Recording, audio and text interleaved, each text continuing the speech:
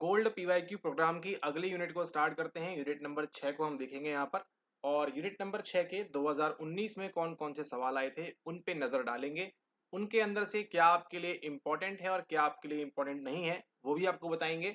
और जिस प्रकार से आपने ऑलरेडी कंप्लीट कर ली है unit number first emergence of psychology and आपकी यूनिट नंबर 10, उसको आप भली भांति अच्छे से रिवाइज करते रहेंगे।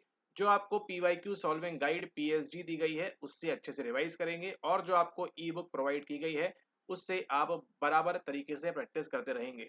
अगर आप ये सब करते रहेंगे तो आप दिसंबर में एग्जाम दे रहे हैं, जून में दे रहे हैं, जिस भी सेशन में आप देंगे, इतना अगर आपने कर लिया तो आपका एग्जाम बड़े आराम से हो जाएगा। बस क्या करना है, प्रॉपर रिविजन करना है और प्रॉपरली उन चीजों को फॉलो करना है। चलते हैं, सबसे पहले देखेंगे यहाँ पर, ये है आपकी unit number 6, intelligence and creativity. आपकी यहाँ पर बात होने वाली है किसके बारे में, बात होगी केवल आपकी बुद्धि के बारे में। ज्यादा सवाल यहाँ से आते नहीं है, घिसे पिटे सवाल आते हैं, घुमा फिराकर वही वही चीजें पूछी जाती हैं। और सेकंड है आपका यहाँ पर दूसरा कंसेप्ट, वो है आपका यहाँ पर क्रिएटिविटी यानी कि सृजनात्मकता के बारे में। ठीक है। अब इंटेलिजेंस क्या है, बुद्धि क्या है, कि आप क्या चीजों को अडेप्ट कर पाते हैं एनवायरनमेंट के अनुकूल होकर। ठीक है, कभी कभी आपसे डेफिनेशन पूछते थे कुछ सालों पहले, लेकिन आज वो पूरा पैटर्न चेंज हो चुका है। नवीन पैटर्न के मुताबिक आपको जून 2019 में कौन कौन से सवाल आए थे और जून 2025 में क्या क्या बदलाव हो गए हैं इतने सालों के अंदर, उन सबको हम देखते हैं और चलते हैं धीरे धीरे आगे और प्रिपेयर करते हैं अपनी पीएसजी गाइड। अब यहाँ पर देखिए, जून 2019 में 8 सवाल आए थे। ठीक है, यानी कि 16 नंबर आए थे। ये 16 नंबर को मजबूत करते हैं और देखते हैं यहाँ पर सबसे पहला सवाल जो आपकी स्क्रीन पर आ रहा है। अब यहाँ पे देखिए, बोल रहे हैं projective measures particularly ink blot test index which of the following. यानी कि इस सवाल के अंतर्गत पूछा गया है कि प्रक्षेपक माप विशेषतः स्याही धब्बा परीक्षण निम्नलिखित में से किसका मापन करते हैं। ठीक है, सबसे पहले आपको यहाँ पर कुछ चीजें समझनी होंगी और कुछ चीजें क्या है वो है आपकी, सबसे पहले प्रक्षेपक माप क्या होता है और विशेषतः स्याही धब्बा परीक्षण क्या होता है, उसको आप समझेंगे तब जाकर आप इस चीज को बड़े आराम से समझ पाएंगे। तो चलिए पहले समझते हैं उनको। यहाँ पर projective measures particularly ink blot test index which of the following. Novelty context of creativity, meaning context of creativity, domain specific creativity और उसी के साथ साथ साधारणतः आपकी एवरीडे क्रिएटिविटी। अब यहाँ पर देखिए होने क्या वाला है उसको यहाँ पर आप समझिए। सबसे पहले देखिए प्रोजेक्टिव मेजर्स क्या हैं, जहां पर आप क्या करते हैं, प्रोजेक्टिव मेजर्स की जब भी हम बात करेंगे, ये कौन से मेजर्स हैं, कौन सा मापन है, ये है आपकी प्रक्षेपी तकनीक। प्रक्षेपी तकनीक क्या होती है, एनसीईआरटी जाके पढ़िएगा समझ में आएगा आपको। एक प्रकार से इमेजेस वगैरह दिखाई जाती हैं। ठीक है, और वहां पे क्या करना होता है, आपको आपके मन के अंदर जो भी विचार आ रहे हैं उनको वहां पर प्रोजेक्ट करना होता है। ठीक है, मतलब अगर हमने यहाँ पर इस प्रकार से ये एक आकृति बना दी है, तो इस आकृति को देखकर आपको क्या समझ में आ रहा है, क्या समझ में नहीं आ रहा है, ठीक है, उसको क्या करेंगे, उसके बारे में आप अपने विचारों को वहां पर प्रकट करेंगे। ठीक है, और ये कौन से विचार होंगे, ये आपके अंदर के जो हिडन विचार होते हैं वो मूलतः आपके निकल कर आते हैं बाहर। ठीक है, जो आप व्यक्त नहीं कर पाते हैं। ठीक है, तो ये सब चीजें जो हैं ये सब कहाँ देखने मिलती हैं, इनको हम क्या बोलते हैं, इनको हम बोलते हैं आपके प्रोजेक्टिव मेजर्स। और यहाँ पर उनके अंदर किसकी बात हो रही है, पर्टिकुलरली इंक ब्लॉट टेस्ट। ठीक है, किसकी बात हो रही है, इंक ब्लॉट यानी कि स्याही धब्बा। तो जो भी आपने धब्बा देखा स्याही का, है ना, येलो वाला, वो क्या था, वो था आपका स्याही धब्बा परीक्षण यहाँ पर। अब उसके अंदर देखिए दो प्रकार के होते हैं, वो आपको नाम जो है ध्यान रखना है। पहला जो आएगा वो किसका है, पहला जो है वो है आपके यहाँ पर रॉरशार्च का। ठीक है, रॉरशार्च का इंक ब्लॉट टेस्ट आता है कब, 1921 में। ये तारीख आपको ध्यान रखनी है। ठीक है, रॉरशार्च का इंक ब्लॉट टेस्ट बुद्धि परीक्षण नहीं, आपका जो शाही धब्बा परीक्षण है कब आएगा, ये आएगा आपका 1921 के अंदर। क्या केवल एक ही है, नहीं, इनके अलावा एक और है, वो किसका है, वो है आपके किसका, वो है आपके यहाँ पर वेन होल्ड्समैन का। ठीक है, होल्ड्समैन का कब आएगा आपका, ये आएगा आपका 1961 में। ठीक है, इसी प्रकार के आपको स्याही धब्बा देखने मिलते हैं दोनों ही परीक्षण के अंदर, दोनों ही टेस्ट के अंदर। अब एक आप बात को जो बात ध्यान रखनी है, ये टेस्टिंग कहाँ पढ़ते हैं, टेस्टिंग पढ़ते हैं यूनिट नंबर 3 के अंदर। ठीक है, देखा आपने यूनिट नंबर 3 कहाँ से लिंक की गई है, आपकी यूनिट नंबर 6 से। अलर्ट रहना है आपको इस प्रकार से। ठीक है, ओके। तो होल्ड्समैन ने दिया है 1961 में, ये दिमाग में एनकोड कर लो। रोशाश ने दिया हुआ है कब, 1921 में, दिमाग में एनकोड कर लो, सेट कर लो। ठीक है, कहानी बनती जाएगी, मजा आते जाएगा, जैसे जैसे आपके सभी आपके ईयर वाइज यूनिट वाइज आपके सवाल यहाँ पर समाप्त होते जाएंगे। ठीक है, ओके। तो ये समझ में आया आपको, यहाँ पर 1921 में रोशाश का धब्बा परीक्षण देता है और होल्ट्जमैन का 1961 में देता है। अब ये क्या मेजर करते हैं, अब ये किसके अंदर आएंगे, ये आएंगे आपके प्रोजेक्टिव मेजर्स के अंदर। ठीक है, इसके अंदर आपके सेंटेंस कंप्लीशन टेस्ट भी हो सकते हैं, लेकिन यहाँ पर किसकी बात की गई है, पर्टिकुलरली इंक ब्लॉट टेस्ट, यानी कि पर्टिकुलरली आपके जो यहाँ पर आपके स्याही धब्बा परीक्षण है उनकी यहाँ पर बात हो रही है। ठीक है, अब अगला जो कीवर्ड है वो क्या है, वो है सृजनता। सृजनता सृजनता सृजनता यानी कि अगली जो हमको बात करनी है वो किसके बारे में, वो है आपकी क्रिएटिविटी के बारे में। ठीक है, क्रिएटिविटी के बारे में हमको जो बात करनी है, क्रिएटिव मतलब क्या होता है, सृजनात्मक होना, यानी कि आप एक बॉटल का कितने प्रकार से कितने रूप में इस्तेमाल कर सकते हैं, वो क्या बताएगा, वो बताएगा आपकी क्रिएटिविटी। ठीक है, आप किसी एक वस्तु का, जैसे मान के चलिए आप पेन को एज अ पेन इस्तेमाल करते हैं, एज अ पेपर वेट इस्तेमाल करते हैं, एज आप उसको जो है एक दिशा बताने के लिए कुछ ऐसा डायरेक्शन का इस्तेमाल करते हैं, या फिर उससे आप जो है अपनी पीठ खुजाने के लिए इस्तेमाल करते हैं, कितना क्रिएटिव आप हो सकते हैं, वो क्या बताएगा, वो बताएगा आपकी क्रिएटिविटी के बारे में। ठीक है, ओके, तो आपको मालूम पड़ गया क्रिएटिविटी का अर्थ क्या होता है, आपको मालूम पड़ गया इंक ब्लॉट टेस्ट क्या होते हैं, आपको मालूम पड़ गया प्रोजेक्टिव टेक्निक्स क्या होती हैं, जहां पर आपकी अनकॉन्शियस चीजें जो है वहां से निकल कर आएंगी। ठीक है, ओके, अब आपकी क्रिएटिविटी के अंदर क्या हो सकता है, आपके अलग अलग अर्थ होते हैं। एक क्या है, एक है आपका यहाँ पर नोवेल्टी। नोवेल्टी मतलब क्या होता है, ये आएगा आपके नयापन के लिए। ठीक है, कि इसका नयापन क्या है, क्या चीज है, क्रिएटिविटी आप जो कर रहे हैं इससे नया क्या निकल कर आ रहा है। ठीक है, दूसरा होता है मीनिंग। मीनिंग यानी कि किसकी बात करेगा, ये बात करेगा आपके अर्थ की। ठीक है, अर्थ यानी कि आपके इस क्रिएटिविटी से अर्थ क्या है। अगर आप पेन को पीठ खुजाने के लिए इस्तेमाल कर रहे हैं, इसका अर्थ क्या है, आपको पीठ में कुछ खुजा रहा है, आप वहां से उसको जो है, जो इचिंग हो रही है आपको, उसको आप रोकने का प्रयास कर रहे हैं, यानी कि आपको कुछ दर्द पीड़ा वगैरह हो रही है, उसके लिए आप इसको इस्तेमाल कर रहे हैं, इसलिए आपने क्रिएटिव तरीके से उस पेन का आपने इस्तेमाल किया। ठीक है, एक हो सकती है आपकी डोमेन स्पेसिफिक, यानी कि पर्टिकुलर उसी काम के लिए करेंगे, और एक होती है आपकी एवरीडे। ये दोनों आपकी इतनी इंपॉर्टेंट नहीं है, ये वाली और ये वाली आपके लिए मोस्ट आईएमपी है। ठीक है, ओके, अगर हम आपसे पूछें इस कार्ड नंबर 13B में आपको क्या दिख रहा है, क्या दिख रहा है आपको बताइए, यहाँ पे ये क्या हो रहा है, ये दो आकृतियां बनी हुई हैं, क्या दिख रहा है आपको इससे। ठीक है, तो ये जो है आप क्या करेंगे, इसके बारे में क्या करेंगे, क्या लग रहा है आपको, ये एक शेर लग रहा है आपको, या एक चीता लग रहा है, या एक लेपर्ड लग रहा है, या फिर यहाँ पर हो सकता है ये स्टैंड पे कुछ चीज खड़ी है। ठीक है, ये हो सकता है यहाँ पर कि ये क्या बनाया हुआ है, यहाँ पर दिल बनाया हुआ है, दिल काट रहा है यहाँ पे तीर इस प्रकार से। ठीक है, यहाँ पर हो सकता है ये कैक्टस का पौधा हो सकता है। ठीक है, तो इस प्रकार से क्या कर सकते हैं, आप किसी किसी चीजों को यहाँ पर इमेजिन कर सकते हैं, या फिर आपको यहाँ पर ऐसे तीन दिख रहा होगा, 1 2 3 डब्लू दिख रहा है आपको उल्टा यहाँ पर। ठीक है, हो सकता है आपको यहाँ पर किसी चीज का नक्शा दिख रहा होगा, हो सकता है आपको यहाँ पर इस प्रकार से एक पान का पत्ता दिख रहा होगा। ठीक है, हो सकता है आपको ये टांग दिख रही होगी, ये दो पीछे टांग है, आप सोच रहे होंगे इसकी पूंछ कहाँ है इस जानवर की। ठीक है, तो ये सब क्या कर रहे हैं, ये सब आप अपनी जो अनकॉन्शियस चीजें हैं उसको यहाँ पर आप निकाल कर ला रहे हैं, कहाँ पर, सामने। ठीक है, तो इसी का इस्तेमाल करते हैं किसके अंदर, इसी को हम क्या बोलते हैं, प्रोजेक्टिव टेक्निक्स, और उसी में एक प्रकार है आपका ये इंक ब्लॉट टेस्ट। ठीक है, तो ये जो आप कार्ड 13 भी देख रहे हैं, ये किसके अंदर आता है, ये आता है आपके होल्ड्समैन का इंक ब्लॉट टेस्ट। ठीक है, होल्ड्समैन इंक ब्लॉट टेस्ट। अब रोशाश में कितने कार्ड होते हैं, सवाल घूमना चाहिए दिमाग के अंदर। रोशाश के अंदर आपके यहाँ पर केवल 10 होते हैं कार्ड। ठीक है, टोटल नंबर ऑफ कार्ड्स कितने हैं रोशाश के अंदर, आपके 10 कार्ड्स वहां पर होते हैं। ठीक है, रंगीन व्हाइट उसकी हम बात करेंगे यूनिट नंबर 3 के वीडियोस में, लेकिन फिलहाल के लिए आपको समझ में आ गया, रोशाश में 10 कार्ड हैं, होल्ड्समैन में आपके 45 आपको देखने मिलते हैं यहाँ पर। और अब क्या कर रहे हैं, इनके पीछे आप क्या ढूंढ रहे हैं, क्या आप इसमें कुछ नयापन ला रहे हैं, या फिर इनके पीछे का आप अर्थ ढूंढ रहे हैं कि ये जानवर यहाँ पर इस दिल के पास, या इस पत्थर के पास, या फिर इस चट्टान के पास यहाँ पर ये क्या कर रहा है, और यहाँ पर ये कैक्टस का पौधा क्या कर रहा है। ठीक है, तो कहीं ना कहीं किसका इस्तेमाल कर रहे हैं आप क्रिएटिविटी के पीछे किसका ढूंढ रहे हैं, आप यहाँ पर मीनिंग ढूंढ रहे हैं, अर्थ ढूंढ रहे हैं।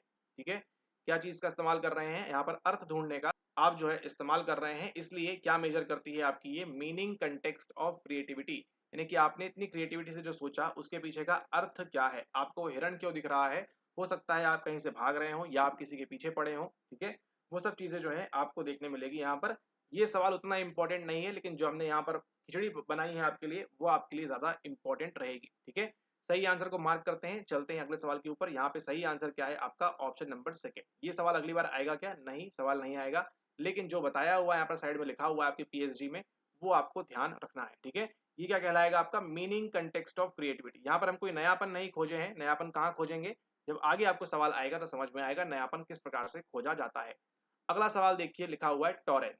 ठीक है, Torrens use the term creatively handicapped for हुम। अब देखिए, अभी आपने समझा यहाँ पर मतलब किसका, अभी आपने मतलब समझा यहाँ पर सृजनता का। ठीक है, सृजनात्मकता का। टॉरेंस ने सृजनता विकलांग शब्दावली किन के लिए प्रयुक्त की थी। ठीक है, अब देखिए क्रिएटिव भी है और कैसा है, विकलांग भी है, यानी कि हैंडीकैप भी है वहां पर। उससे पहले आपको क्या ध्यान देना है, ध्यान देना है आपको इस टॉरेंस नाम के व्यक्ति के ऊपर। टॉरेंस ने क्या दिया हुआ आपको, टॉरेंस ने दिया हुआ आपको TTCT, Torrance test of creative thinking, यानी कि इसका भी क्या है, इसका भी एक परीक्षण है।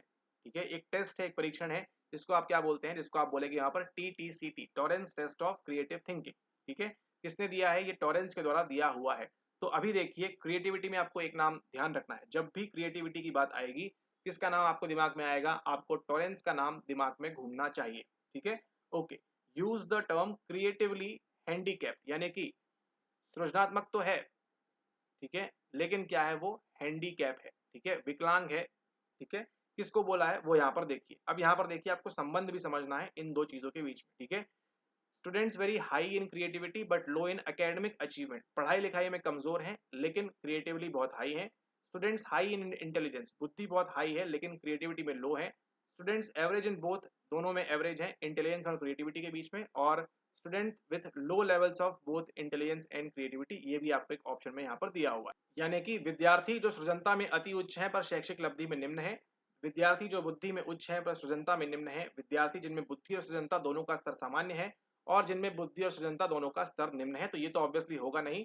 क्या होगा यहाँ पर सही आंसर, टॉरेंस जो है, इन्होंने क्या निकाला हुआ है, Torrance test of creative thinking, यानी कि सृजनात्मक चिंतन का इन्होंने परीक्षण निकाला हुआ है। ठीक है, सृजनात्मक चिंतन यानी कि थिंकिंग का जो है इन्होंने यहाँ पर परीक्षण निकाला हुआ है। ठीक है, ओके। अब क्रिएटिवली हैंडीकैप, यानी वो जो व्यक्ति है, पर्टिकुलर व्यक्ति क्रिएटिव तो है लेकिन कैसा है, वो हैंडीकैप है। और हैंडीकैप कैसे हो सकता है, वो उसके लिए सही आंसर क्या है आपका, सही आंसर है आपका यहाँ पर ऑप्शन नंबर फर्स्ट वाला स्टेटमेंट। ठीक है, this is the correct answer, ये आपका सही स्टेटमेंट है। क्यों, देखिए क्या बोल रहा है, students very high in creativity, ठीक है, क्रिएटिविटी में क्या है, बहुत ज्यादा हाई है, but low in academic achievement. ठीक है, लो इन एकेडमिक अचीवमेंट, उनकी जो पढ़ाई लिखाई है वो कैसी रहेगी, वो यहाँ पर कमजोर रहेगी। ठीक है, कमजोर रहेगी पढ़ाई लिखाई, एकेडमिकली बहुत हाई नहीं रहेंगे, लेकिन क्रिएटिविटी में जो है, सृजनात्मकता में जो वो है बहुत हाई रहेंगे। आप देखिए जब भी आप अपने शाला का अध्ययन या कॉलेज में जो भी आपने अध्ययन किया, आपने देखा होगा जो लोग हाईली क्रिएटिव होते हैं, ये कर लूं वो कर लूं, कुछ नयापन करते हैं, उनको देखा होगा आपने, हमेशा वो एग्जाम्स में उनका स्कोर ऑन एन एवरेज रहता है या फिर कम रहता है। ठीक है, ऐसे ही लोगों को क्या बोला गया है, ऐसे ही लोगों को बोला गया है क्रिएटिवली हैंडीकैप्ड, किसके द्वारा, टॉरेंस के द्वारा। ठीक है, तो टॉरेंस ने क्रिएटिवली हैंडीकैप्ड ऐसे लोगों को बोला है जो क्रिएटिविटी में तो उच्च है लेकिन एकेडमिक अचीवमेंट कैसी है, उनकी लो है। तो आपको यहाँ पर किस प्रकार का सहसंबंध देखने मिल रहा है, इसको कहते हैं यूनिट नंबर सेकंड से लिंक करना, और इसको कहते हैं revision. Welcome to gold PYQ programme. ठीक है, एक प्रकार से हमको यहाँ पर नकारात्मक संबंध देखने को मिल रहा है। ठीक है, यानी कि सहसंबंध देखने को मिल रहा है, क्रिएटिविटी तो उच्च है लेकिन लो क्या है, एकेडमिक अचीवमेंट है। ठीक है, अब आपको क्या करना होगा, एक संबंध समझना होगा आपको, किसके बीच में, एक संबंध समझना होगा आपको यहाँ पर इंटेलिजेंस एंड क्रिएटिविटी के बीच में। ठीक है, और ये सवाल आपको जो है पीवाईक्यू में आगे देखने को मिलेगा। ठीक है, और आगे मिलता रहेगा। अब देखिए जब अध्ययन चला, पढ़ाई चली इस बात के ऊपर, तो देखिए क्रिएटिव होने के लिए, आपको क्रिएटिव होने के लिए एक स्तर तक क्या चाहिए, आपको इंटेलिजेंस चाहिए। ठीक है, अगर आप सृजनात्मक हैं तो आपको एक लेवल तक का, हो सकता है 120 हो सकता है 100 हो सकता है 80 हो, कौन सा होता है वो हम आगे देखेंगे, लेकिन आपको एक लेवल तक का क्या चाहिए होता है, आपको एक लेवल तक का इंटेलिजेंस वहां पर चाहिए होता है। ठीक है, अगर आपका इतना सामान्य जो है इंटेलिजेंस नहीं है, आपकी बुद्धि नहीं है, तो आप हाईली ऊपर जाकर क्रिएटिव नहीं हो सकते हैं। ठीक है, यानी कि एक स्तर तक, ऐसे ध्यान रखिए, एक स्तर तक क्या चाहिए आपको यहाँ पर, आपकी जो क्रिएटिविटी में निखार आने के लिए आपको तभी आएगा जब आपके पास एक स्तर की बुद्धि होगी। ऐसे समझ में नहीं आएगा, समझाते हैं आपको प्रॉपर एग्जांपल से। देखिए आपके पास आज यहाँ पर 10,000 रुपए हैं, ठीक है, आप खुश नहीं है। ठीक है, कल आपके पास 1 करोड़ आ जाएंगे, आप खुश नहीं है, परसों 100 करोड़ आ जाएंगे, आप खुश नहीं है, लेकिन एक सीमा के बाद मान के चलिए आपके पास यहाँ पर 10 लाख करोड़ रुपए आ चुके हैं। ठीक है, 10 लाख करोड़ रुपए आ चुके हैं। इतना पैसा होने के बाद, इतना मनी आपके पास होने के बाद आप क्या हो सकते हैं, आप यहाँ पर फिर आपको जो है, फिर आपकी जो है खुशी के मायने, आपको फिर फर्क नहीं पड़ेगा खुशी है, खुश हैं आप या नहीं है। ठीक है, वो कोई मैटर नहीं करेगा, लेकिन एटलीस्ट इतना तो आपके पास होना चाहिए ना, इतना तो होगा जब आपके बैंक बैलेंस में, तो आपको फिर ठीक है, नहीं भी काम हुआ, नहीं भी कुछ किया आपने, तो चल जाएगा आपका चीजें सारी। ठीक है, लेकिन आप 10,000 रुपए लेके आप ये नहीं कह सकते कि मेरा सब हो गया, आप संतोष यहाँ पर नहीं प्राप्त कर सकते, या 50,000 रुपए या 1 लाख पे आपको जो है और हंगर रहेगा। लेकिन आपने जो भी देखा होगा, कभी आपने स्टेटमेंट सुने होंगे अगर, तो जो भी अमीर लोग काफी हो जाते हैं वो क्या बोलते हैं, पैसों से आप खुशियां नहीं खरीद सकते हैं, एक सीमा तक पैसा चाहिए, एक सीमा तक पैसा चाहिए, उसके बाद फिर पैसे का कोई महत्व नहीं रह जाता है। ठीक है, इसलिए आपने देखा होगा जो भी इतने बिलियनर लोग जो बहुत करोड़पति हैं, अमीर हैं, उनको देखा होगा आपने क्या करते हैं वो फिर बाद में चैरिटीज वगैरह काफी ज्यादा हाई कर देते हैं। ठीक है, उनको मालूम है पैसे हर चीज की सॉल्यूशन नहीं है, लेकिन आपको जो ध्यान रखना है वो किसके बारे में है, वो है यहाँ से लेकर यहाँ तक। ठीक है, इतना पैसा तो आपको चाहिए ही चाहिए है। ठीक है, आप 50,000 में ये नहीं कह सकते कि बस मेरा हो गया, मेरा फुल पोटेंशियल अचीव कर लिया है और मेरा काम हो गया, अब मुझे पैसों की आवश्यकता नहीं है, अब मैं खुश हूँ। ये पॉसिबल नहीं है। 1 लाख पे भी नहीं है, 10 लाख पे भी नहीं है, 100 लाख पे भी नहीं है, 1 करोड़ पे भी नहीं है। ठीक है, लेकिन किसी दिन आपके पास 10 लाख करोड़ रुपए हो गए तो फिर आपको लगेगा यस, अब कोई खुशी के मायने नहीं रहे आपके सामने। ठीक है, अब यहाँ पर देखिए एग्जाम्पल हमने कंप्लीटली आपको उल्टा समझाया है आपकी हैप्पीनेस एंड खुशी से, यानी कि क्या लिंक होगी यहाँ पर यूनिट नंबर 10, जहां पर हम किसकी बात करते हैं, आपकी वेल बीइंग की बात कर रहे थे। ठीक है, कुशल क्षेम की बात कर रहे थे वहां पर। ओके, वापस आते हैं यूनिट नंबर 6 में जंप करते हैं। तो यहाँ से लेकर ए पॉइंट से लेकर यहाँ तक जो संबंध है, ठीक है, इतना तो पैसा तो होना जरूरी है, ये तो समझ में आया आपको। वैसे ही उतना ही क्या जरूरी है, आपका इंटेलिजेंस होना भी जरूरी है। अगर आप इतना इंटेलिजेंस होंगे तभी जाके आप क्रिएटिव हो सकते हैं। एल्स अगर आपका इंटेलिजेंस केवल यहीं तक रहेगा तो आप क्रिएटिव नहीं हो सकते हैं आगे जाकर। अब ये जो आपने समझा है, ये आगे आने वाले वीडियोस में आपको इन पे बेस्ड सवाल मिलेगा और वहां पर आपको आएगा मजा। फिलहाल यहाँ पर क्या बोल रहे हैं, सही आंसर है option number first. Students very high in creativity, creativity तो बहुत उच्च है, लेकिन लो है किसके अंदर है, आपके एकेडमिक अचीवमेंट के अंदर। ठीक है, इस बात को आपने ध्यान रखना है।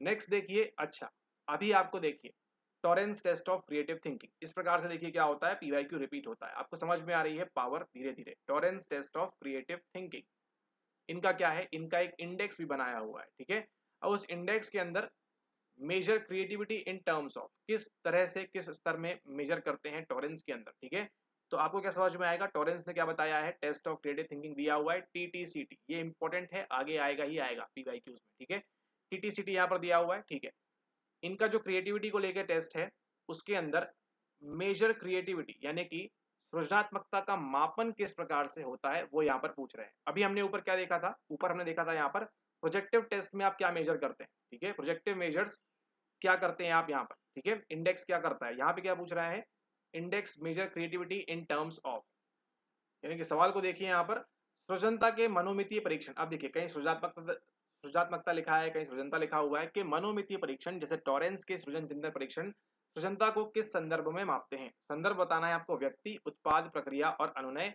ये एक इंपॉर्टेंट टॉपिक है, काफी समय से पूछा नहीं गया है, लेकिन आगे आने वाले लेक्चर्स में आप देखेंगे इसकी इंपॉर्टेंस। ठीक है, अब यहाँ देखिए ये 4 पीस आपको याद होने चाहिए। पर्सन होता है, प्रोडक्ट होता है, प्रोसेस होता है, और ये एक मिनट, एक मिनट, ये कैसे आ गया यहाँ पर, एक मिनट एक मिनट एक मिनट, ये देखो ये देखो ये देखो, ये पीवाईक्यू है आपका। सोशल साइकोलॉजी में आप इस्तेमाल करते हैं इस अनुनयन का, अनुनयन, और ये है आपके आई गेस दिसंबर 23 का या 24 का, टकराएगा आगे तो बताएंगे। ये वहां का पीवाईक्यू दिसंबर 23-24 में पीवाईक्यू गारंटीड, लिख लो आईएमपी। ठीक है, ये देखो 19 से पीवाईक्यू आ रहा है 23-24 में। ठीक है, तो ऐसे जहां बता रहे हैं आपको इंपॉर्टेंट है भैया, इसको याद कर लो, रट लो, वो तो कर ही लो, और जो बोल रहे हैं छोड़ दो, उसको टोटली छोड़ दो आप, कोई दिक्कत की बात नहीं है उसमें। ठीक है, okay. Psychometric test of creativity like Torrance test of creative thinking index measure creativity in terms of, तो ये 3 पी फिलहाल ध्यान रखो, आगे एक और पी आता है वो बताएंगे जब आएगा तब। ठीक है, पर्सन, पर्सन क्या क्या होगा, व्यक्ति, प्रोडक्ट यानी कि उत्पाद, और प्रोसेस यानी कि प्रक्रिया। ठीक है, प्रोसेस मतलब मालूम है क्या प्रोसेस है उसकी, क्या प्रक्रिया है। तो टॉरेंस प्रक्रिया की बात नहीं करता है। ठीक है, प्रक्रिया से कोई मतलब नहीं है। कौन व्यक्ति जो है उत्पाद कर, आई मीन कौन व्यक्ति जो है क्रिएटिव है उसकी बात भी नहीं कर रहा है यहाँ पर, किसकी बात कर रहा है, प्रोडक्ट की। क्या उत्पाद है आपके पास जो क्रिएटिव है या क्रिएटिव नहीं है, क्या उत्पाद की बात हो रही है। तो यहाँ पे सही आंसर क्या होगा आपका, ऑप्शन नंबर सेकेंड। ये तीनों आपके लिए इंपॉर्टेंट है। एक चौथा वाला भी है, चिंता की कोई बात नहीं है, अगले वाले सेशन में आएगा, उसको हम वहां पर देखेंगे। ठीक है, पर्सन, प्रोडक्ट और प्रोसेस, वेरी वेरी आईएमपी। ठीक है, हद से ज्यादा इंपॉर्टेंट है, काफी समय से सवाल आया नहीं है, बना सकते हैं इस बार 25-26 के अंदर। ठीक है, पर्सन, प्रोडक्ट, प्रोसेस। अब ये परसुएशन देखो क्या है, परसुएट करना किसी चीज को। आपके घर में सेल्समैन आता है, बोलता है ये ले लीजिए वो ले लीजिए, क्या करता है वो वहां पर अनुनयन करता है। ये कहाँ पढ़ते हैं आप, ये पढ़ते हैं सोशल साइकोलॉजी में। यूनिट नंबर 8 भी यहाँ से लिंक मार दी, चलिए आपके लिए। ठीक है, यूनिट नंबर 8 भी लिंक हो गई है, पर्सन, प्रोडक्ट, प्रोसेस। अच्छा, एक और बात ध्यान रखनी है, ये पीपीपी कहाँ आएगा, केवल क्रिएटिविटी के अंदर आएगा, केवल सृजनात्मकता के अंदर आएगा, ये आपको ध्यान रखना है। ठीक है, ये पहला ही वीडियो है, आगे आने वाले वीडियोस में आपको लिंक होता जाएगा फटाफट कि ये कैसे हो रहा है। ठीक है, लेकिन पर्सन कौन व्यक्ति है, प्रोडक्ट कौन सा उत्पाद है, और प्रक्रिया वहां पर कौन सी प्रोसेस वहां पर हो रही है। ठीक है, ओके। अब ये सवाल कभी नहीं आएगा, परेशान नहीं होना है। ठीक है, बिल्कुल परेशान नहीं होना है, सवाल नहीं आएगा। क्या बोल रहा है सवाल? Who has proposed a three componential theory of wisdom explaining cognitive, affective and reflective wisdom. यानी कि क्या पूछ रहे हैं यहाँ पर, निम्न में से किसने बुद्धिमत्ता का त्रिघटक सिद्धांत दिया है? कंफ्यूज क्यों किया गया है? त्रिघटक से आपको क्या याद आएगा? तुरंत आप स्टर्नबर्ग मार्क करके आगे बढ़ दोगे और वहीं गलत कर दोगे। ठीक है, संज्ञानात्मक, भावात्मक एवं अभिव्यक्तात्मक बुद्धिमत्ता की व्याख्या की है। ठीक है, ये सवाल आपको सॉल्व करने के लिए बिल्कुल नहीं है, नहीं आएगा। 19 से लेके आज तक आर्डलेट, चांडलर, बाल्टेस का नाम शायद ही कभी एक आध बार कभी गलती से दिया हो तो दिया हो, बाकी उन्होंने नहीं दिया हुआ है। ठीक है, तो वैसा सवाल है ये। अब यहाँ पर देखिए, स्टर्नबर्ग, बाल्टेस, चांडलर और आपका आर्डलेट यहाँ दिया हुआ है। अब यहाँ पर देखिए, ट्राई आर्किक थ्योरी सबसे पहले किसने दी है? स्टर्नबर्ग ने दी है। क्या दी है? ट्राई आर्किक थ्योरी, त्रिचापीय सिद्धांत। एनसीईआरटी जाके पढ़ लेना, एनकोड कर लेना, जो जो लिखा है रट्टा मार लेना उसको, वो आएगा ही आएगा। Try archaic theory of intelligence. ठीक है, try archaic theory of intelligence किसने दी है? ये दी है आपको रॉबर्ट स्टर्नबर्ग ने। ठीक है, रॉबर्ट नाम सुना है ना वो वाला, वही रॉबर्ट जो है उन्होंने दिया है, रॉबर्ट स्टर्नबर्ग ने आपको try archaic theory of intelligence, बुद्धि की बात। अब यहाँ देखो भैया क्या हो रहा है, देखना बस गेम कहाँ घूम रहा है। ठीक है, इसके अंदर किसकी बात कर रहे हैं? Three three componential theory of wisdom, किसकी बात कर रहे हैं? वो विजडम की बात कर रहे हैं। और उसके अंदर क्या क्या है? कॉग्निटिव यानी कि संज्ञानात्मक, यानी वो तो चाहिए, ब्रेन बुद्धि की बात करेंगे तो संज्ञान चाहिए हमको, संज्ञानात्मक चाहिए। लेकिन उसी के साथ साथ संज्ञान तो आपको मालूम है भैया, ये तो कोई दिक्कत की बात नहीं है, संज्ञान आपको मालूम है। उसके साथ साथ क्या चाहिए? देखो, अफेक्टिव एंड रिफ्लेक्टिव। रिफ्लेक्टिव यानी कि प्रतिबिंब एक प्रकार से। ठीक है, आप जो है सामने वाले की बातें समझ पाए, उसके साथ इमोशन वगैरह लगा पाए, उसी चीज की यहाँ पर बात हो रही है। आगे जब हम डिस्कस करेंगे यूनिट नंबर 9 में, तो बताएंगे आपको यहाँ पर एक संबंध होता है, आपका मूड, इमोशन, वो सब चीजें यहाँ लिंक करेगी। फिलहाल के लिए यहाँ पे सही आंसर जो है वो है आपका ऑप्शन नंबर 4, आंसर आर्डलेट। ठीक है, आर्डलेट जो है यहाँ पर, आर्डेल सॉरी, आर्डेल जो है यहाँ पर, ये आपका सही आंसर है। ना ही बाल्टेस है, ना ही चांडलर है, और ना ही आपका स्टर्नबर्ग है। स्टर्नबर्ग ने क्या दिया है आपको यहाँ पर? ट्रायर्किक थ्योरी दी हुई है इंटेलिजेंस के बारे में। एनसीईआरटी रेफर करना है इसके बाद। ठीक है, एनसीईआरटी रेफर करिएगा, सवाल बनेगा वहां से। और उसी के साथ साथ यहाँ पर देखिए, थ्योरी कौन कौन सी इंटेलिजेंस की आप जानते हैं, उसको क्विकली यहाँ रिवाइज करते हैं।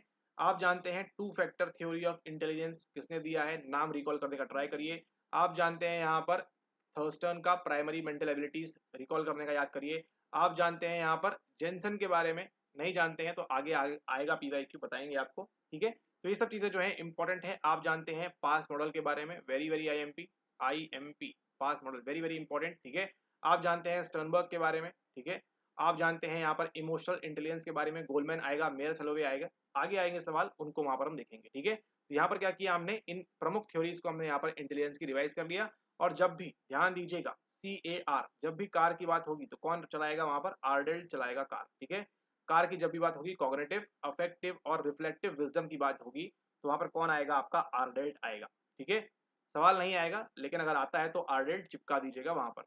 अगला सवाल देखिए, which of the following are steps of problem solving cycle, यानी कि समस्या समाधान चक्र के चरण निम्नलिखित में से कौन कौन से हैं? समस्या और समाधान। समस्या क्या है? समस्या ये है एग्जाम पास करना है, ये क्या है? ये एक प्रॉब्लम है, ये एक समस्या है। समाधान क्या है उसका? समाधान ये है कि यहाँ पर गोल्ड पीवाईक्यू वीडियोस देखना है और उसको प्रॉपरली रिवाइज करना है। ठीक है, क्या करेंगे? सिलेबस देखेंगे, पीवाईक्यूज देखेंगे, ऐसे ऐसे छोटा छोटा करते जाएंगे, और क्या होगा फिर? आपका यहाँ पर एग्जाम क्लियर हो जाएगा। ठीक है, तो बस वही तो मार्क करना है, ABCD चारों इसके अंदर आएगा, और कुछ नहीं है इसके अंदर। सबसे पहले क्या किया आपने? सबसे पहले किया आपने प्रॉब्लम आइडेंटिफिकेशन। ठीक है, मेरी प्रॉब्लम क्या है? प्रॉब्लम यहाँ पर यह है कि आपको यहाँ पर एग्जाम क्लियर करना है। ठीक है, एग्जाम की प्रॉब्लम है आपके सामने यहाँ पर। ठीक है, उसको डिफाइन किया कि मुझे इसके लिए क्या क्या करना होगा। ठीक है, क्या क्या करना होगा, उसको क्या किया, फिर आपने उसके स्टेप्स लिए, कैसे आप ऑर्गेनाइज करेंगे, और फिर एलोकेशन ऑफ रिसोर्सेज। ये सब जो चलता है ये क्या है? यही ऑर्डर को आपको ध्यान रखना है और कुछ नहीं करना है। प्रॉब्लम को आइडेंटिफाई करेंगे सबसे पहले, फिर उसको डिफाइन करेंगे, फिर उसको ऑर्गेनाइज करेंगे, और अलोकेशन ऑफ रिसोर्सेज यहाँ पर आएगा। तो ABCD जो है आपका है ऑप्शन नंबर 4 यहाँ पर, ये आपका करेक्ट आंसर है। ये क्या है? ये आपका सही आंसर है, और ये कभी नहीं आएगा सवाल ऐसा। ठीक है, अगर आता है तो आपको फ्री के नंबर मिलेंगे 2 नंबर, लेकिन आने की संभावना बहुत कम है। सही आंसर कौन सा है आपका? ऑप्शन नंबर 4 यहाँ पर। ठीक है, मेन बात समझ गए ना? प्रॉब्लम जो है उसको सॉल्व करना है। ठीक है, मतलब अगर घर में खाने के लिए रोटी नहीं है, ठीक है। तो ये प्रॉब्लम है ना, तो क्या करेंगे इसके लिए आप पहले जाएंगे आटा लाने। आटा नहीं है तो कहाँ जाएंगे आप? गेहूं लाने।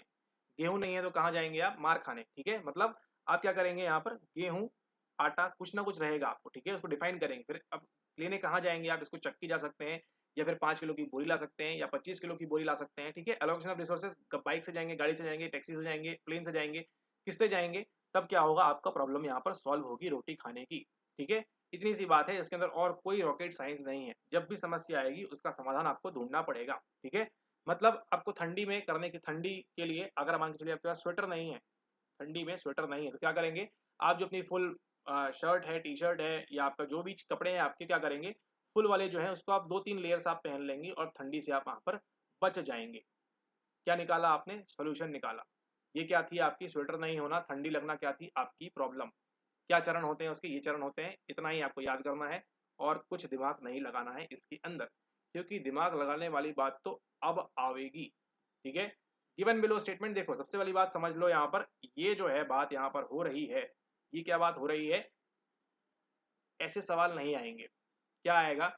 जो अभी आप हमारे मुखमंडल से सुनने वाले हैं वो आएगा और उसको आपको ध्यान रखना है। ठीक है, ओके, यहाँ देखिए आगे क्या बोल रहे हैं, नीचे 2 कथन दिए गए हैं, कुछ भी लिखा हो वो सब छोड़ दो, जो बता रहे हैं उस पर ध्यान दो।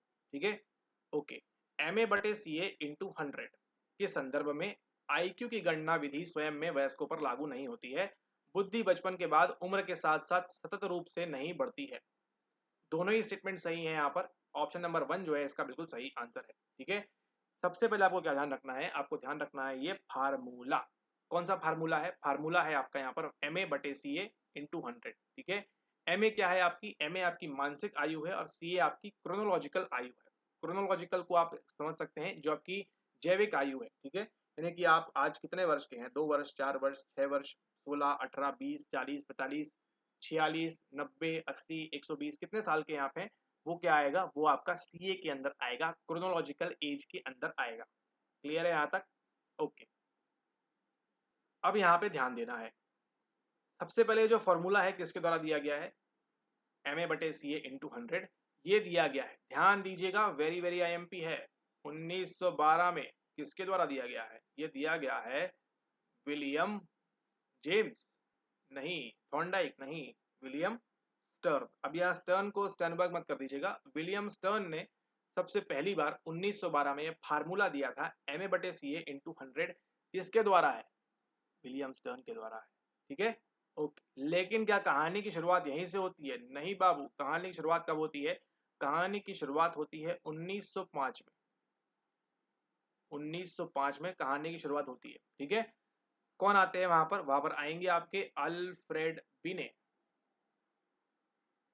And Theodore Simon. Very very IMP, बता रहे हैं, बहुत हद से ज्यादा इंपॉर्टेंट है जो हम लिख रहे हैं यहाँ पर। ठीक है, और ये मिलेगा आपको, चिंता की कोई बात नहीं है। अल्फ्रेड बिने एंड थियोडोर साइमन, ये जो है 1905 में आते हैं। यहीं से आपका PYQ आगे जो आपके आते हैं सवाल क्रोनोलॉजी वाले, वो सब आपको धीरे धीरे बनना स्टार्ट हो जाएंगे। ठीक है, 1905 में। अब ऐसा नहीं सोचिएगा कि वन में तो बताया नहीं, यहाँ बता रहे हैं ना 1905, तो ये आपको ध्यान रखना है।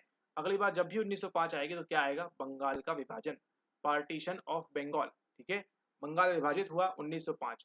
अल्फ्रेड बिने एंड थियोडोर साइमन ने पहली बार जो है इंटेलिजेंस टेस्ट लेकर आए। इंटेलिजेंस टेस्ट प्रेडिक्शन लेके आए। कितने आइटम्स थे उसके अंदर? 30 आइटम थे। ध्यान दीजिएगा, कितने आइटम थे? 30 आइटम। अब आइटम तो मालूम नहीं है आपको, यूनिट नंबर 3 करेंगे तो वहां आइटम आएंगे आपको। ठीक है, ओके, फिलहाल आप जो है यहाँ पर सुनिए आगे कहानी। आगे कहानी आती है आपकी 30 आइटम यहाँ पर इसके अंदर है। ठीक है, अल्फ्रेड बिने थियोडोर साइमन ने 1905 में पहली बार बुद्धि परीक्षण किया।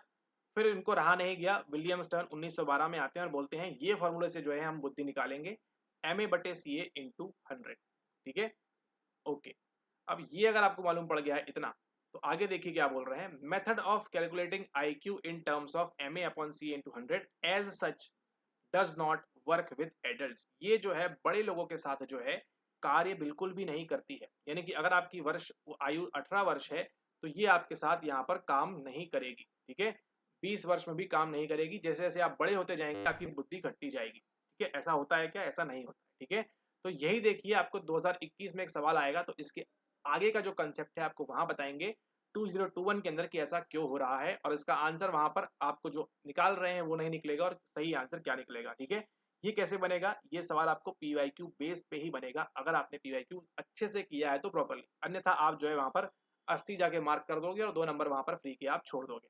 ठीक है, तो जब भी आप ध्यान दीजिएगा, जब भी आपकी सीए किसके ऊपर बढ़ जाएगी, आपकी 16 के ऊपर बढ़ जाएगी, आप वहां पर कार्य करना स्टॉप कर देंगे, क्योंकि 16 के ऊपर आप जो है एडोलेसेंस स्टेज से निकल कर आते हैं, किशोरावस्था से निकलकर आप वहां पर एक वयस्क बन जाते हैं, आप वहां पर एक एडल्ट बन जाते हैं। ठीक है, तो ये आपको ध्यान रखना है। उसका कारण क्या है? कारण देखो, intelligence does not increase linearly with age past childhood. ठीक है, यानी कि आप जब थोड़े से छोटे थे, 2 साल के, बुद्धि कम थी, 4 साल में बुद्धि कम थी, उससे थोड़ी बढ़ी, 6 साल में थोड़ी और बढ़ी, 8 साल थोड़ी और बढ़ी, 12 में थोड़ी और बढ़ी, 16 आती आती पूरी बढ़ गई। उसके बाद ऐसा नहीं है कि आप जो है और ज्ञानी होते जाएंगे, ऐसा नहीं है। फिर जो है ये ग्राफ इस प्रकार से चलना स्टार्ट कर देता है। सेम वही मनी वाला कंसेप्ट भी यहाँ पर अप्लाई हो जाएगा। ठीक है, तो जो आपकी बुद्धि है, इंटेलिजेंस है, does not increase linearly. Linear मतलब क्या है? एक लीनियर लाइन होती है, एक जैसी। ठीक है, या फिर ऐसी लाइन में सीधा सीधा ये नहीं बढ़ता है। विथ एज, आयु होने के साथ साथ, पास्ट चाइल्डहुड, यानी कि आपके जो बाल्यावस्था है उसके बाद यहाँ पर नहीं होता है, और अमूमन यहाँ पर आप 16 की वर्ष की आयु यहाँ पर मान सकते हैं। ठीक है, 16 ईयर्स ऑफ एज, इसको आप मानेंगे। सही आंसर क्या होगा आपका? Option number 1, both A and R R true and R is the correct explanation of A. ठीक है, क्योंकि ये जो यहाँ पर इस चीज को प्रूव कर रहा है, क्योंकि तभी तो बोल रहे हैं ना, नॉट वर्क विद एडल्ट। क्यों? 18 साल के ऊपर तो आप वहां पर एडल्ट हो जाएंगे, 16 साल के ऊपर, इसलिए यहाँ पर ये कार्य नहीं करता है। इंपॉर्टेंट क्या है? जो सुना है आपने यहाँ पर कहानी, वो इंपॉर्टेंट है, और ये जो लिखा हुआ है ये आपके लिए इंपॉर्टेंट है। अगला सवाल, पढ़ के जाओ नहीं पढ़ के जाओ कोई मतलब नहीं है, नहीं आएगा। ठीक है, सही आंसर इसका है ऑप्शन नंबर फर्स्ट ए, ये सही आंसर है। इसको ऐसे कैसा नोट कर लो, आएगा तो बन जाएगा, नहीं आएगा तो नहीं बनेगा, और ये कॉमन सेंस का सवाल है। ठीक है, लेकिन आप देख रहे हैं हमारी वीडियो, ये देखो, ये जो है नेचुरलिस्टिक इंटेलिजेंस, इसको कहते हैं पीवाईक्यू रिपीट। अभी आपके दिसंबर 25 में ही पीवाईक्यू उठाया गया है यहाँ से, कि नेचुरलिस्टिक इंटेलिजेंस वाला क्या करेगा क्या नहीं करेगा, और आप जो है वहां पर नहीं बनेगा तो कैसे नहीं बनेगा? क्या बोल रहा है? अरे बाप रे, यहाँ देखो कितना बढ़िया दिया हुआ है, skill critical and important for archaeologist and botanist. Archaeology and botanist, ठीक है, जीव, ये जो बॉटनी वाले होते हैं, पढ़ाई करते हैं, और आर्कियोलॉजी यहाँ पर होती है ASI, archaeological survey of India. ठीक है, skill critical and important for, ये देखो यहाँ पर। ठीक है, और यहाँ पर देख लीजिए, ये जून 2025 का सवाल है, क्या लिखा हुआ है? पहला ही शब्द क्या लिखा हुआ है, देखो, नेचुरलिस्ट। तो भैया अब जब जो आर्कियोलॉजी की बात करेगा, ठीक है, वो खोदते नहीं है क्या, ये मतलब निकालो जमीन से पुरानी पुरातत्व की चीजों की जो बात करेगा, जो बॉटनी की बात करेगा, अच्छा बॉटनी नहीं पता है, कोई मतलब नहीं, बता देते हैं, लेकिन ये देखिए, ये होती है botany. What is botany? Botany is the scientific study of plant life. ठीक है, यानी कि जो अब यहाँ पर खोदने वोदने की बात करता है, कि पुरातत्व की चीजें निकालो ना, पुरानी मूर्तियां निकालो, ठीक है, प्रकृति से जुड़ा हुआ है वो भी, और ये भी जुड़ा हुआ है प्रकृति से। कैसे? प्लांट वगैरह की बात कर रहा है, प्रकृति की बात कर रहा है। ठीक है, अब देखो कैसे पलक झपकते आंसर निकलेगा। नेचुरलिस्ट जो है, क्या लॉ की बात करेगा, क्या प्रोग्रामिंग लैंग्वेज की बात करेगा, क्या आर्किटेक्चर की बात करेगा? किसकी बात करेगा? वो बात करेगा आपके फॉरेस्ट बचाओ, बॉटनी पढ़ रहा हूं मैं। ठीक है, ये देखा आपने, ये आपको मिलेगी क्लैरिटी कब मिलेगी? जब आप लगाएंगे पीवाईक्यू इस प्रकार से, आर्कियोलॉजिस्ट एंड बॉटनिस्ट, ये चाहिए, ये यहाँ पर आंसर है। ठीक है, ये आपको ध्यान रखना है। अब यहाँ देखो, कॉग्निटिव, संज्ञानात्मक processing speed, ability to execute easy and highly overlearn cognitive task, यानी कि ऐसे जो आपकी स्पीड, स्पीड मतलब क्या है? ताकत है, एक ऊर्जा है यहाँ पर आपकी, कितनी ऊर्जा से आप इस कार्य को कर सकते हैं, आपका दिमाग कितना तेज काम करता है, फास्ट काम करता है, उसकी यहाँ पर बात हो रही है। ये सभी इंपॉर्टेंट रहेगा, ये सवाल इंपॉर्टेंट नहीं है, लेकिन इसके अंदर जो मटेरियल है वो इंपॉर्टेंट है। मेटा कंपोनेंट्स, ये देखो PYQ, mental processes individuals use effectively to guide their problem solving efforts. ठीक है, आप जो छोटे बड़े शॉर्टकट्स का इस्तेमाल करते हैं, वो सब कहाँ फॉलो करेगा? अपनी प्रॉब्लम को सॉल्व करने के लिए वो क्या है, कौन सी प्रक्रियाओं का इस्तेमाल करते हैं, उसको बोलेंगे मेटा कंपोनेंट्स। ठीक है, और यहाँ देखिए मोटिवेटिंग वन सेल्फ, अब देखो लिंक हो जाएगी यूनिट नंबर 10 यहाँ पर। डिलेइंग ग्रेटिफिकेशन, जैसे ही आपने ग्रेटिफिकेशन पढ़ा, हेडोनिक एडेप्टेशन, हेडोनिक चीजें वहां से आ जाएगा, जब हेडोनिया आ गया तो क्या आ जाएगा? यूडेमोनिया भी आ जाएगा। ठीक है, ग्रेटिफिकेशन यानी कि प्लेजर को डिले मारो, प्लेजर को डिले मारो। ठीक है, आनंद को देर करो। एंड स्टिफलिंग इम्पल्सिवनेस, ठीक है, इम्पल्सिवनेस को भी यहाँ पर स्टिफल करो, उससे मतलब नहीं है, मेन पॉइंट क्या है? डिलेइंग ग्रेटिफिकेशन, आनंद की अनुभूति को लेट तक डालो, यूडेमोनिया में जाओ। ऐसे क्या कर सकते हैं आप? मोटिवेटिंग वन सेल्फ, और ये जो आपका यहाँ पर है सही आंसर निकाल कर देता है इस प्रकार से। कुछ करना था क्या इसके अंदर? कुछ नहीं करना था, केवल सिंपल सा आपको लॉजिक मालूम होना चाहिए और कॉमन सेंस के बेस पर भी आप इसको यहाँ पर सॉल्व कर सकते हैं। नेक्स्ट सवाल की ओर चलते हैं। ये पढ़ लो आप, क्या मर्जी है आपकी, आंसर आपका फर्स्ट है, बस इतना ही करना है और कुछ नहीं करना है इसके अंदर। सवाल ही वैसा है, क्या मतलब ही नहीं है, आज तक सवाल नहीं आया ये वाला। बिग सी क्रिएटिविटी, लिटिल सी, मिनी सी, प्रो सी, है ना, 2019 की बात कर रहे हैं और आप बैठे हैं 25 में बाबू, ठीक है। तो ये जो है डिफरेंस रहेगा ना यहाँ पर, ठीक है। आप 19 में जिस प्रकार से सोचते थे और 25 में अंतर है कि नहीं, बस वही चीज जो है आपको पकड़नी है कि क्या अंतर है वो, और उतना ही आपको ध्यान रखना है, ठीक है। अब इसका ये मतलब थोड़ी ना कि एग्जाम के पहले आप बिग सी लिटिल सी इसको याद करोगे, हाँ करना है एग्जाम के पहले क्योंकि आपका एग्जाम है, लेकिन क्या है, big C creativity, creativity of eminence, यानी कि ऐसा कुछ बड़ा भारी सा काम हो जाए दुनिया में कि एआई जो लेकर आया, क्या है, क्रिएटिविटी ऑफ एमिनेंस, ठीक है। Little C creativity, creativity of everyday life recognised by others, यानी कि आप जो है रोड से जा रहे थे, पानी भरा हुआ है, तो क्या किया आपने, ईटा उठा के रख दिया, पत्थर रख दिया और फिर चले गए, लोग ताली बजा दिए और आप चले गए आगे, ठीक है। ये क्या है, ये है आपकी एवरीडे लाइफ, रोजमर्रा के जीवन में आपका मान के चलिए शर्ट फट गया, आपने क्या किया, उसको सेफ्टी पिन से लगा दिया, आपका जो है मतलब कपड़े फट गए हैं तो आपने उसको प्रॉपर कुछ कर दिया, ये क्या है, रोजमर्रा की क्रिएटिविटी है, ठीक है। इसके लिए कोई आपको पद्मश्री या पद्म भूषण या आपको कोई भारत रत्न से सम्मानित आपको नहीं करेगा, लेकिन बिग सी में आपको मिलेगा क्योंकि कैसा है वो एमिनेंस वाली क्रिएटिविटी आती है।